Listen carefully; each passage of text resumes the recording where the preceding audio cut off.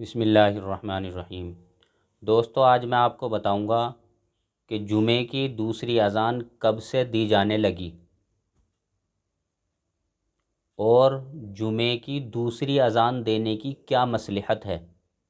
تو دوستو، سب سے پہلے تو یہ سمجھیں کہ اللہ کے نبی صلی اللہ علیہ وسلم کے دور میں جمعے کی صرف ایک اذان دی جاتی تھی، اور حضرت ابو بکر اور حضرت عمر رضی اللہ عنہما کے زمانے میں بھی جمعے کی صرف ایک ہی اذان دی جایا کرتی تھی، اور یہ وہ والی اذان تھی کہ جو اب مؤذن امام صاحب کے سامنے خطبے سے پہلے دیتا ہے۔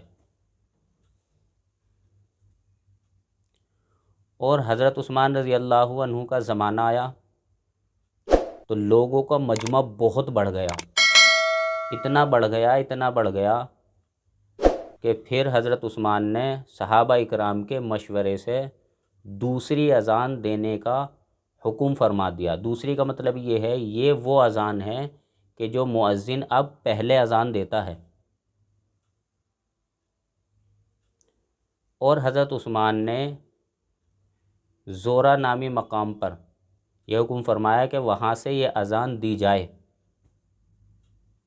تو دوستو، پہلی اذان جو دی جاتی ہے وہ غائبین کے لیے ہے، اور دوسری اذان جو دی جاتی ہے وہ حاضرین کے لیے ہے۔ اب یہ سمجھیں کہ دوسری اذان دینے کی کیا مصلحت ہے۔ تو دوستو، اللہ تبارک و تعالی نے قرآن کریم کے اندر ارشاد فرمایا، یا ایھا الذین آمنوا اذا نودی للصلاۃ من یوم الجمعہ، کہ ایمان والو، جب جمعے کی اذان دی جائے تو تم اللہ کے ذکر کی طرف دوڑو، یعنی فوراً جمعے کی نماز کے لیے چل دو۔ تو دوستو، ایک آدمی کاروبار میں لگا ہوا ہے، اسے لین دین کرنا ہے، اسے کاروبار بند کرنا ہے، پھر اس کے بعد اسے وہاں سے آنا ہے، اور بسا اوقات کسی کو غسل بھی کرنا رہتا ہے۔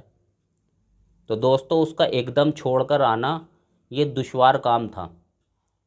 تو صحابہ اکرام نے مشورہ کیا کہ بھئی اس کا حل نکالو، اس کا حل کیسے نکلے۔ تو صحابہ اکرام نے تمام نے مشورہ کیا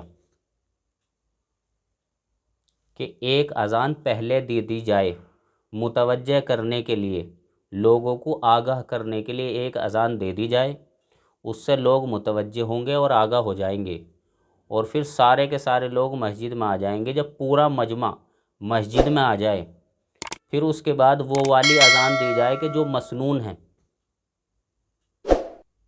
اور جب سارے لوگ مسجد میں آ جائیں گے تو جو اللہ تبارک و تعالی نے ارشاد فرمایا فَاسْعَوْا إِلَىٰ ذِكْرِ اللّہ، تو اس کی مخالفت نہیں ہوگی، یعنی بالکل مخالفت نہیں ہوگی، کیونکہ سارے کے سارے وہیں بیٹھے ہیں۔ تو دوستو، لوگ گناہ سے بچ جائیں گے۔ تو صحابہ کرام کا مشورہ کرنا اس مصلحت کو سامنے رکھ کر تھا کہ لوگ گناہ سے بچ جائیں، یعنی فَاسْعَوْا إِلَىٰ ذِكْرِ اللّہ کی مخالفت ہی نہ ہو۔ اور دوستو، بہت سارے لوگ یہ کہتے ہیں کہ جی یہ تو حضرت عثمان نے یہ کام شروع کرایا تھا، یہ اذان جائز نہیں ہے، اور بہت تو اتنے نالائق ہیں یہاں تک کہہ دیتے ہیں کہ یہ اذان دینا بدعت ہے۔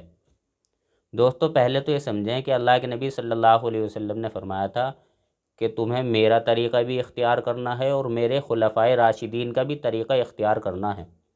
تو دوستو، ہم خلفائے راشدین کا طریقہ اس لیے اختیار کرتے ہیں کہ جو آدمی خلفائے راشدین کا طریقہ اختیار کرے گا کہ گویا اس نے نبی کا ہی طریقہ اختیار کر لیا۔